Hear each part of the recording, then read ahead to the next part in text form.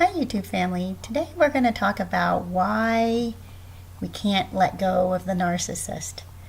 And well, there are several reasons. One of them is that when you become involved with a narcissist, it is such an intense relationship. It is such a whirlwind of a ride that you had never been on before, that when you come off of it, your mind is still swirling, your body is still on that ride, and the adrenaline is still going. So it's very hard to distinguish that you're even on solid ground anymore.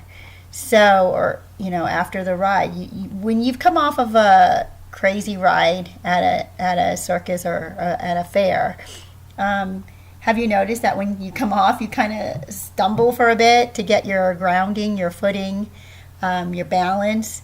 It's somewhat like that when you're with a narcissist, because when you are in the throes of passion with a narcissist, they will take you into their fantasy world. And that world is referred to a lot of times by victims of narcissistic abuse as the future faking world. And what happens there is, in the midst of sex, and it's really passionate, the narcissist will say things to you about being together forever, you being their soulmate, them never having felt this way with anybody else, only you. They become what seems to you to be incredibly vulnerable. And so you think, oh my gosh, no one has ever opened up to me like this. No one has ever been this vulnerable with me. So it must be real. I must be seeing the real them. But I want to share with you something I listened to recently. It was on relationships. I guess it was a relationship advice show. And the guy was saying something about how in the throes of sex, men will say anything. And I don't think that's true with non-narcissists. I think, though, for narcissists, it's very true that, and you don't necessarily have to be a narcissist to blurt out things in the passion, in the throes of passion, But I think that narcissists take it a little bit too far. Like, they go so deeply into their fantasy world that you can't even imagine that this could be fake. You can't imagine that they don't really mean this. But this relationship person, advisor, was saying that men will do that, and that, and he kind of laughed about it too, because he thought it was kind of funny, like, hey, in the midst of sex, all things are out there. There's nothing that is held back. And as if all the rules are out the door, out the window. So for the rest of us who believe in relationship, believe in the one true love, we don't see it that way. We don't think that in the throes of passion, that you just let your emotions go to the point that you can say whatever you want to say and not mean it. You actually mean it. You actually think that if you are truly in love with this person, you will say that you're in love. You will say that you want to be with them forever. Now, there are times in the midst of passion that two lovers might get to the point where they're throwing caution to the wind and reality is not part of it.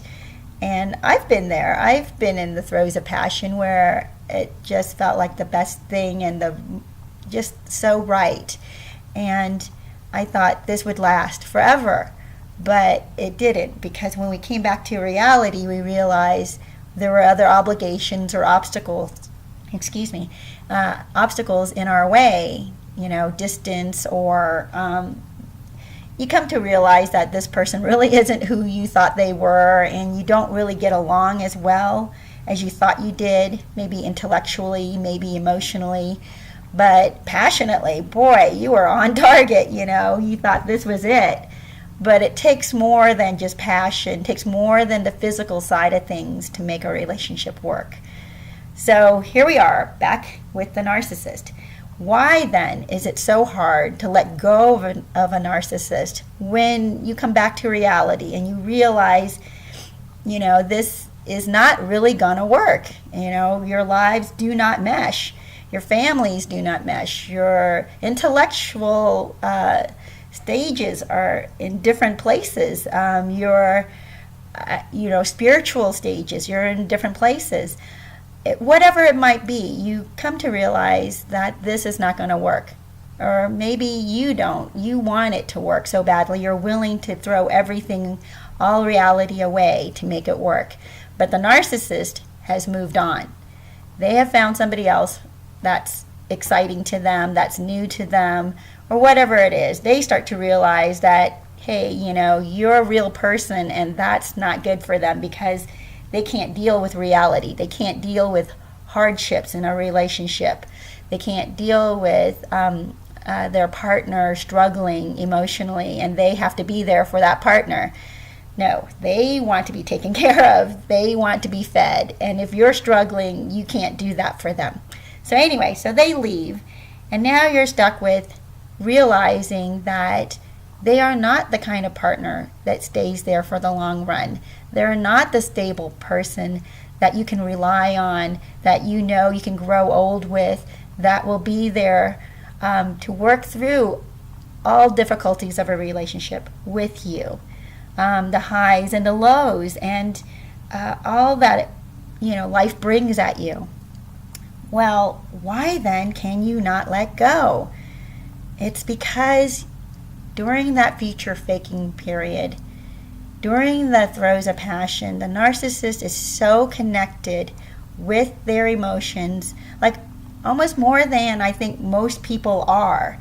Most people are not that connected with their emotions, that they can blurt out the deepest, darkest, not necessarily darkest, but their deepest feelings, because that leaves you very vulnerable, leaves a person very vulnerable. But somehow a narcissist is willing to show you that vulnerability, and at the same time, they're able to shirk it off as, well, it was just a moment in time. I just felt that way for that moment, and now I don't anymore. Well, you're stuck reeling still in that moment in time. You're stuck in that point of vulnerability where you thought you saw a soft, tender, incredibly deep side of the narcissist, and you thought, I can be there for him or her. I can be the one that helps or heals, or I'm willing to walk through this with them. But the reality is they are not. They blurt these things out as if it's just letting you know how they're feeling that day. They're able to do this somehow. I guess because they wear a different mask. They wear a thicker mask that we cannot break through. So anyway, we want to go back to that moment of vulnerability, to that moment we hadn't ever felt with anybody else. And we think, we want to try to get that moment back. But I want to let you know it is gone. And in fact, it probably really was never there. Like, you never were in that deep part of their life that you thought you were. And if you're realistic with yourself, if you're being real with yourself, you'll notice that there were things that the narcissist held back. There are areas in their life that they do not share with you. So the one area they are willing to share with you, they share very deeply. And you think, oh, because of that, I have this deep connection with them. And that's why you can't let go. You think, I'm never going to have that kind of a deep connection with somebody else. But you know what? I'm here to tell you, you can have a deep connection, a real connection with another person, with the right person, the person you were meant to be with. Trust me, they are out there. There is a person out there who is your perfect match. I mean, it sounds crazy to say perfect, but because nobody's perfect, but they're right for you. They're just the right person for you. And you're the right person for them. And you know what? My advice, though, is that you have to let go of the dream of the narcissist, the dream the narcissist had created for the two of you. You have to let go of that, because that's what it was. It was just a dream. You could appreciate that you were able to dream that deeply, that far, that high. Maybe that's something to take from your experience with a narcissist, to recognize like, wow, I can really dream. Now I know what I want in my life. So now that you know, go and find it. Find it with a real person. Find it with a person who is not faking it. Find it with a person who is real. Find it with a person who is willing to share all their different areas of their life with you, and not just one. So YouTube family, I hope that this has helped. I hope that you're going to be able to let go. I hope that you know that you have an amazing future ahead for you, and there is so much good out there for you. So I hope that if you like this video, that you would subscribe, that you would comment, or you would share this video and like it. Apparently there's also a bell you're supposed to ring, but if you want to do that, that's great. You won't miss any of my videos if you do, and I will talk to you later.